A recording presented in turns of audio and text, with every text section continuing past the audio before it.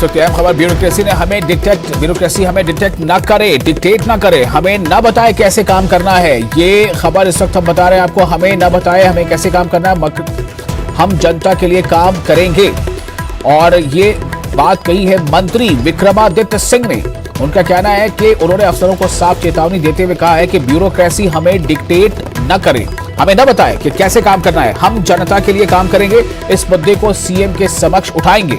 उद्योग मंत्री के बयान पर दिया जवाब, हम मन की बात नहीं करते। विक्रमादित्य सिंह ने इस तरह की बात कही है, ब्यूरोक्रेसी हमें डिक्टेट न करे।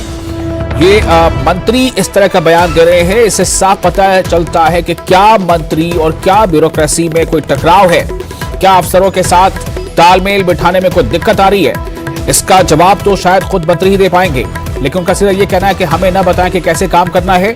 और उन्होंने कहा है कि इस मुद्दे को सीएम के समक्ष उठाएंगे।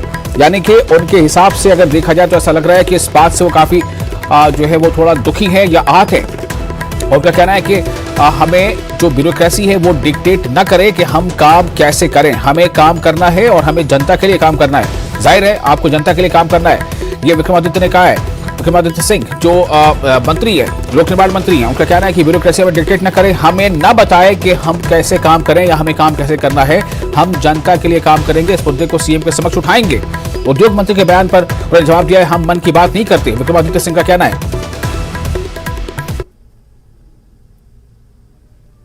When I say highest, I mean the highest regard for the bureaucracy of the state. प्रदेश की जो अफसरशाही है उनके लिए मेरे मन में और हमारे मन में बहुत मान सम्मान है, because we understand that for a successful government there has to be equal coordination between the government, that is the elected government, and the bureaucracy. मगर मैं ये कह देना चाहता हूं कि जिस तरीके से कुछ अधिकारी अपने को जो है लक्ष्मण रेखा को लांघने का कार्य कर रहे हैं, और इस चीज को हम टॉलरेट नहीं करने वाले हैं। ये मुझे कुछ चीजों से ये ज्ञात हुआ है कि कुछ प्रपोजल्स यहां बनाए जाते हैं और परवानू लांघते लांघते दिल्ली पहुंचते पहुंचते वो बदल जाते हैं। मैं इस चीज के बारे में ज्यादा जो है वो लंबी बात नहीं कहना चाहता हूं। ये देखिए, everybody has a right to express their views. I have expressed the views not on Vikramaditya didn't say those words. Those words were uttered by people who we met. As I said that I don't believe in speaking of Man Ki Baat. I believe in listening to the people of the state. And I just reiterated those points. Anyways, the government will look into it. The Honorable Chief Minister will look into it. He has assured me that a committee will be formed which will look into these matters. And these are grave issues which need to be looked into. And we will continue to raise issues. I have... तो विक्रमादित्य सिंह को आपने सुना और वो क्या कुछ कह रहे हैं। वो कह रहे हैं कि ब्यूरोक्रेसी का सम्मान है, लेकिन ये लेकिन डॉट डॉट डॉट ये बहुत कुछ सवाल खड़े करता है। वो कह रहे हैं कि लक्ष्मण रेखा को लांघने की कोशिश हो रही है, ये नहीं होना चाहिए। रणवीर हमारे साथ जुड़ चुके हैं ज्यादा जानकारी के साथ, हमारा रिपोर्टर रणवीर। ये सम्मान, लक्ष्मण रेखा और ब्यूरोक्रेसी, ये सब कुछ क्या है, क्यों इतने खफा नजर आ रहे विक्रमादित्य सिंह? जी हाँ, देखिए, विक्रमादित्य सिंह ने सीधे और स्पष्ट तौर पर जो है चेतावनी दी है और ये भी बताया है कि अफसरों का काम क्या है, अफसरशाही का काम क्या है। राज्य सरकार जो है अपने तरीके से काम करेगी और अफसरों का काम यही है कि जो राज्य सरकार कहती है उसको किया जाए, बल्कि उसमें अड़ंगे ना अड़ाए। लेकिन यहाँ पर देखना है कि आज जिस तरह से प्रेस कॉन्फ्रेंस विक्रमादित्य सिंह ने की है, प्रेस कॉन्फ्रेंस, तो उन्होंने जो दिल्ली में दौरा किया था, केंद्रीय मंत्रियों से मुलाकात की थी, जो मदद हिमाचल के लिए मांगी थी, उसको लेकर प्रेस कॉन्फ्रेंस रखी गई थी। और जो आपदा के समय क्या कुछ केंद्र सरकार की तरफ से मदद दी गई है उसके बारे में यहां पर विक्रमादित्य सिंह ने बताया था। लेकिन जाहिर सी बात है कि कुछ और काम भी जो है केंद्र के समक्ष लेकर गए थे विक्रमादित्य सिंह। हालांकि उन्होंने उस अफसर का नाम तो नहीं बताया, लेकिन इतना जरूर उन्होंने सीधे तौर पर कहा कि यहाँ पर जो प्रस्ताव बनाए जाते हैं, जो योजना बनाई जाती है या कुछ प्रपोजल जो दिल्ली में रखे जाने होते हैं राज्य के हित में, लेकिन वो जो है दिल्ली पहुंचते पहुंचते वो प्रपोजल्स बदल जाते, उसमें फेरबदल होता है। तो अफसरशाही जो है अपने तरीके से, मनमाने तरीके से काम कर रही है। और कुछ अफसरों को लेकर ना केवल ये, तो विक्रमादित्य सिंह ने तो सीधे तौर पर ये कह दिया, हालांकि नाम उन्होंने भी नहीं लिया। बहुत सारे ऐसे मंत्री हैं, ये आपको ध्यान में होगा कि जगत सिंह नेगी, ये बताया जा रहा है कि वो भी कुछ अफसरों के कामकाज को लेकर नाराज थे। और कुछ और मंत्री भी है जो दबी जुबान से अपनी बात कहते हैं, लेकिन स्पष्ट तौर पर नहीं कहते। बहुत सारे विधायक ऐसे हैं, वो लगातार कई बार मुख्यमंत्री से शिकायत कर चुके हैं। और आपने देखा भी होगा, जब से कांग्रेस सरकार सत्ता में आई है, राज्य सचिवालय के स्तर पर जो बड़े स्तर का जो फेरबदल होता था सत्ता परिवर्तन के बाद, वो नहीं हुआ है। और ज्यादातर वही अफसर अहम कुर्सियों पर बैठे हैं जो पूर्व में भाजपा सरकार के समय में थे। ऐसे में जो है टकराव लगातार हो रहा है। अब अफसर क्या अपनी मर्जी से ये सब कर रहे हैं या कोई और डायरेक्शन उन्हें हो रही है? और मंत्री जिस तरह से कह रहे हैं कि जनता के इच्छा के अनुसार वो काम करना चाहते हैं, और क्योंकि ये इलेक्टेड गवर्नमेंट है, अफसरशाही का काम जो है सहयोग देना है, जो काम दिया जाता है उसको करना होता है। लेकिन अड़ंगे किस तरह से अड़ाए जाते हैं। आपको याद होगा कि कुल्लू दौरे पर जब गए थे विक्रमादित्य सिंह, वहां पर भी वो नाराज हुए थे अफसरों से।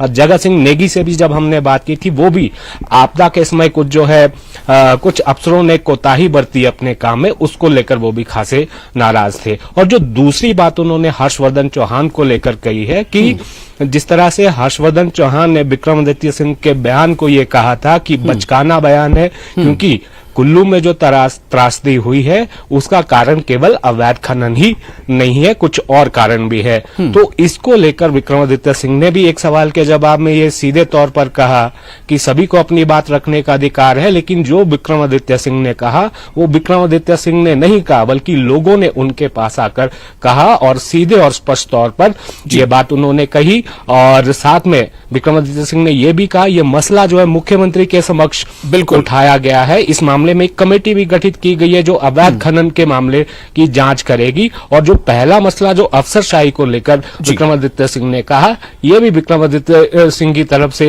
यह बताया गया कि वो मुख्यमंत्री के सामने इन दोनों मुद्दों पर अपनी बात रखेंगे। तो मतलब साफ है कि कहीं ना कहीं जो इनको जो एहसास है, जो फीलिंग है, वो ज्यादा है। और इसलिए सीएम तक बात पहुंची है और सीएम ने कहा कि कमेटी बनाई जाएगी।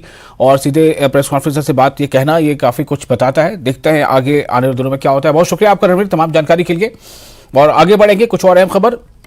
कांगड़ा और चंबा में भारी बारिश की चेतावनी जारी की गई है। जी हां, बारिश ही एक खास वजह है जो अभी वहां लगातार इसी के इर्द गिर्द तमाम खबरें हैं, तमाम जो है गतिविधियां हैं, तमाम डेवलपमेंट्स हैं। कांगड़ा और चंबा में भारी बारिश की चेतावनी जारी की गई है और इसको लेकर मौसम विभाग ने 25 जुलाई तक येलो अलर्ट जारी किया है। दोनों ही जगहों पर सुबह से ही रुक रुक कर बारिश हो रही है और बारिश की वजह से तमाम नदी नाले भी उफान पर हैं, जिसे देखते हुए प्रशासन ने लोगों से नदी नालों के पास जाने और गैर जरूरी यात्रा से बचने की सलाह दी है।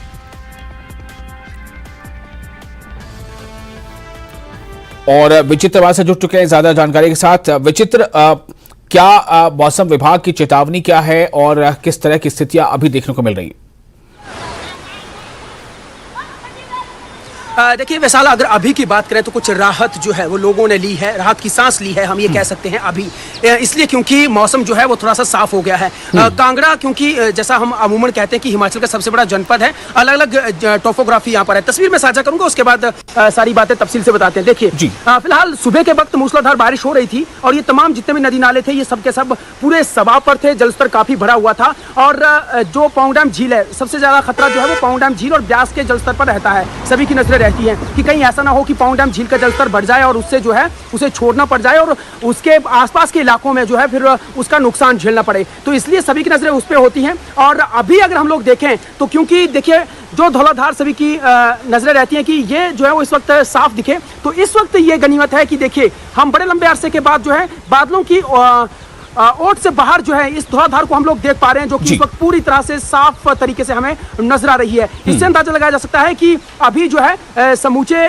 कांगड़ा और कांगड़ा के अलग अलग हिस्सों में जो है मौसम पूरी तरह से साफ हो चुका है। लेकिन अगर हम लोग मौसम विज्ञान केंद्र की बात करें वैसाल, तो उनकी ओर से 25 जुलाई तक जो है वो मानसून के एक्टिव होने की बात कही गई है। बहुत से इलाकों में बारिश और भारी बारिश की भी चेतावनी जो है वो जारी की गई है। इनफैक्ट यहाँ तक कहा गया है कि फ्लैश फ्लडेड और लैंडस्लाइड्स भी हो सकते हैं, तो इसलिए आप लोग जो है वो गैर जरूरी जो यात्राएं हैं उनको करने से बचें। और दूसरी सबसे बड़ी बात है कि कल से जो है हिमाचल प्रदेश के आकांक्षी जिला चंबा में जो है अंतर्राष्ट्रीय मिंजर मेला शुरू हो रहा है वैसाल, और बहुत से लोग न केवल देश बल्कि दुनिया भर से लोग जो है उस अंतर्राष्ट्रीय मिंजर मेला फेयर में जो वो पहुंचते हैं। तो ऐसे में नेशनल हाईवे 154A जो है उसको दुरुस्त करना सरकार की सबसे बड़ी जिम्मेदारी बन जाती है, क्योंकि उसकी इनागुरेशन जब होती है तो उसमें खुद राज्यपाल जो है वो वहां पर पहुंचते हैं और अगले कल के लिए राज्यपाल खुद वहां पर जाने वाले हैं। तो ऐसे में सभी की नजरें ये टिकी हुई है कि क्या कल मौसम साफ रहेगा, और अगर मौसम साफ होता है तभी जो है वो राज्यपाल जो वहां पर जाकर उस अंतर्राष्ट्रीय स्तर के मिंजर मेले की जो है वो शुरुआत कर सकते हैं।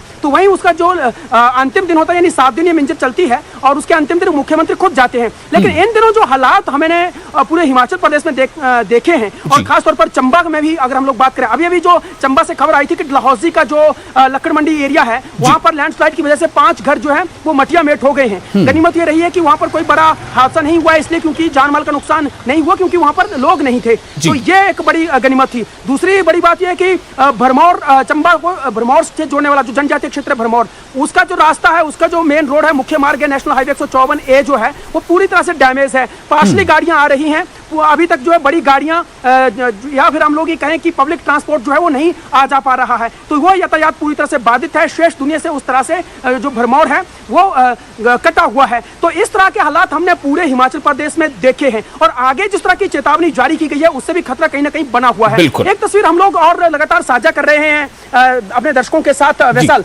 और वो ये है कि हिमाचल प्रदेश में अभी तक जो है महज कुछ ही दिनों में, क्योंकि जो मानसून का स्पेल रहता है वो 120 दिन का रहता है, और 24 दिन के अंतराल में ही मानसून ने जो है वो 4,336 करोड़ रुपए की जान और माल की नुकसान की जो है वो हमें तस्वीर दिखाई है। यहाँ पर 117 लोगों की अब तक मौत हो चुकी है, 121 लोग घायल हैं और 12 लोग जो वो लापता हैं। ये तो वो लोग हैं जो जिनको आंकड़े जो है वो हमारे सामने हैं, लेकिन बहुत से लोग जो हैं जो कि टूरिज्म डेस्टिनेशन की ओर गए हुए थे, जैसे कि लाहौल है, किन्नौर है, भरमौर है, क्योंकि मणिमहेश यात्राएं और भी बहुत पाक पवित्र डल झीलें हैं इस धौलाधार की के बीचों बीच।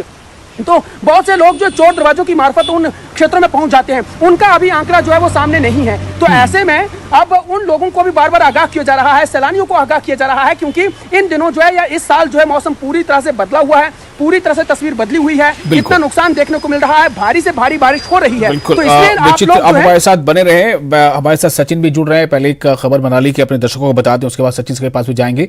मनाली सहित आसपास के क्षेत्रों में भी रुक रुक कर बारिश हो रही है। जैसा अभी हमें विचित्र बता रहे थे कि बारिश हल्की हो रही है, लेकिन एक खतरा बना हुआ है।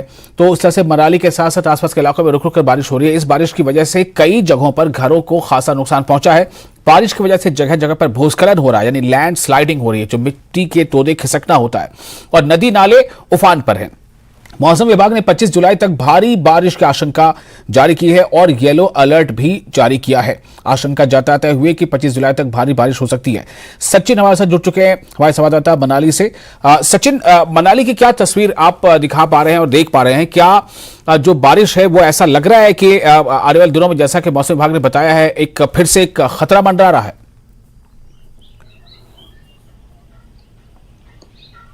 जी हाँ, देखिए, अगर मैं बात करूं जिस तरह जो आज सुबह की अगर मैं बात करता हूं, सबसे पहले तो जिस तरह आज सुबह मौसम में यहाँ पर जो काफी खराब चल रहा था, और जो है बारिश का दौर यहाँ पर जो है लगातार जारी था, और जो नदी नाले थे वो काफी ज्यादा उफान पर थे। फिलहाल ये तस्वीरें देखिए, इस पे जो है बिल्कुल मौसम यहाँ पे सुहावना हो चुका है, और जो है अब ऐसा नहीं लग रहा कि मानो कि सुबह यहाँ पर भारी बारिश हो रही हो, जबकि मौसम बिल्कुल सुहावना यहाँ पे बना हुआ। अगर मैं बात करूं आगामी आने वाले दिनों की, तो 22 जुलाई से लेकर जो 25 जुलाई तक जो है मौसम विभाग के द्वारा यहाँ पर जो खराब मौसम रहने का यहाँ पर अनुमान जताया गया, और जो भारी बारिश की जो यहाँ पर आशंका जताई गई, जिसको देखते हुए प्रशासन ने भी आज जो है अलर्ट यहाँ पर जारी कर दिया, और सभी लोगों से, खासकर जो लोग नदी नालों के करीब रहते हैं, उन्हें जो है अपने घरों को छोड़कर जो सुरक्षित स्थानों पर जाने के लिए यहाँ पर जो है कहा गया है। क्योंकि जिस तरह हमने बीती दिनों में देखा था कि जब काफी ज्यादा बाढ़ जो यहाँ पर आई थी, तो काफी ज्यादा नुकसान जो उस बाढ़ ने यहाँ पर किया, तो कई मकान जो उसमें बह गए। तो ऐसे में प्रशासन ने जिस तरह एक बार फिर से जो है यहाँ पर जो है येलो और ऑरेंज अलर्ट जब जो है 22 से 25 तारीख के मध्य जो यहाँ पर जारी कर दिया गया, तो ऐसे में जो है प्रशासन। जी सचिन, सचिन से हमारा संपर्क टूट गया है, लेकिन अभी जो सचिन मनाली की तस्वीर दिखा रहे हैं, वाकई काफ़ी खूबसूरत, काफ़ी सुहानी तस्वीर है। लेकिन जो मौसम विभाग का कहना है कि 25 तारीख तक भारी बारिश हो सकती है, तो इसके तहत जो है काफी सतर्कता बरतने की जरूरत है। और सचिन हमारे साथ लगता है फिर से जुड़ गए। सचिन, आपको मेरी आवाज मिल रही है? जी हाँ, देखिए जी। बात कर रहा था कि जिस तरह जो अलर्ट जारी यहाँ पर जो कर दिया गया है, और उसको मैं अभी ये बात कर रहा था कि जिस तरह जो अलर्ट जारी यहाँ पर जो कर दिया गया है, और उसको देखते हुए लोग भी यहाँ पे जो सतर्क हुए, क्योंकि बीते दिनों भी हमने देखा था कि काफी ज्यादा बारिश यहाँ पर हुई थी और काफी ज्यादा नुकसान उसके कारण यहाँ पर हुआ था। तो ऐसे में एक बार फिर से प्रशासन ने यहाँ पर जो लोगों की सुरक्षा को देखते हुए अलर्ट जारी कर दिया है, क्योंकि मौसम विभाग के द्वारा 22 से 25 जुलाई के मध्य जो है ऑरेंज और येलो अलर्ट यहाँ पर जो जारी कर दिया है। तो घाटी में जिस तरह हम देख रहे हैं कि बीते 2 सप्ताह से लगातार जो है बारिश हो रही है, कई स्थानों पर जो कुल्लू से मनाली के मध्य बादल फटने की घटनाएं भी सामने आ रही, चाहे वो बीते कल जगतसुख की बात हो या फिर आज सुबह की बात हो। तो लगातार जो है रात के समय जो काफी ज्यादा भारी बारिश यहाँ पे हो रही है। हालांकि दिन के समय जो है हल्की हल्की धूप भी खिल रही है और मौसम भी सुहावना हो रहा है, लेकिन जिस तरह जो शाम का समय और रात का जो खासकर समय है उसमें जो काफी ज्यादा बारिश यहाँ पे हो रही है, जिससे जो है नदी नाले जो उफान पर जो है आ रहे हैं। हमने अक्सर देखा कि ऐसी बारिश जो है आजकल के दिनों में काफी कम जो है मनाली सहित आसपास क्षेत्रों में होती है, लेकिन इस बार जो है जैसे ही बरसात ने यहाँ पर दस्तक दी तो उसके बाद से ही यहाँ पर जो है लगातार जो है भारी बारिश हो रही है, जिसके कारण जो नदी नाले उफान पर और जगह जगह पर जो है जी जो है जो यहाँ पर बारिश पड़ी। अगर मैं कुल्लू जिला की बात करूं तो जिस तरह जो है बीते दिनों भारी बारिश हुई थी, उसके कारण जो है कुल्लू जिला के खासकर जो मनाली से कुल्लू को जोड़ने वाला नेशनल हाईवे 3 है वो अभी भी यहाँ पर जो बाधित पड़ा है, क्योंकि वो कई स्थानों पर जो है क्षतिग्रस्त हो चुका है। और ऐसे में लोगों को जो खासी दिक्कतों का यहाँ पर सामना करना पड़ रहा है। और इसके साथ ही आप हालात नजर बनाए रखें। और इस वक्त विचित्र और सचिन, आप दोनों को हम शुक्रिया अदा करना चाहेंगे। और यहाँ पर छोटा सा ब्रेक लेंगे, ब्रेक के बाद कुछ और अहम खबरें, आप बने रहे हमारे साथ। ना आप कंपैरिजन करने की पोजीशन में आ जाते हैं कि यहाँ पे क्या है, यहाँ पे क्या है। और उन जगहों पे जितना, मैंने तो बहुत ज्यादा नहीं, लेकिन चलो जितना भी किया है, to be very honest, Kashmir is one of my favourite. ऐसी जगह, ऐसे लोग, जो प्यार और जो चीज यहाँ पे मिलती है, जो काम करने का मजा यहाँ पे आता है, मुझे अभी तक उतना कहीं भी किसी स्टेट में उस तरीके का मजा नहीं आया। If we talk about the development, आज हम देखें कश्मीर बदल रहा है। आई विल से ये डेवलपिंग पाथ पे है। और डेवलपिंग पाथ में आप बात करें टूरिज्म का, टूरिज्म में कितने लोग इन्वॉल्व हो जाते हैं। टूरिज्म में होटल इंडस्ट्री आपकी इन्वॉल्व होती है, आपका हाउस बोट, शिकारा, आपके टैक्सी ड्राइवर, हर एक बंदा, उससे आपकी इकोनॉमी ग्रोथ आती है। जो यहाँ पे जो मेन पॉइंट आता है, इकोनॉमिकल ग्रोथ हर एक स्टेट के लिए, यूटी के लिए या कंट्री के लिए बहुत इंपॉर्टेंट रहती है। उसमें कंट्रीब्यूशन, मैं सिर्फ टूरिज्म का ही नहीं बोलूंगा, उसमें प्रोडक्ट्स का भी आता है। कश्मीर के वॉलनट्स, कश्मीर का एप्पल, कश्मीर का आप एलमंड्स की बात करिए, सैफरॉन, ईरानी सैफरॉन कश्मीर से कितना सस्ता है, बट जो क्वालिटी आपको यहाँ पे मिलती है वो कहीं नहीं मिलती।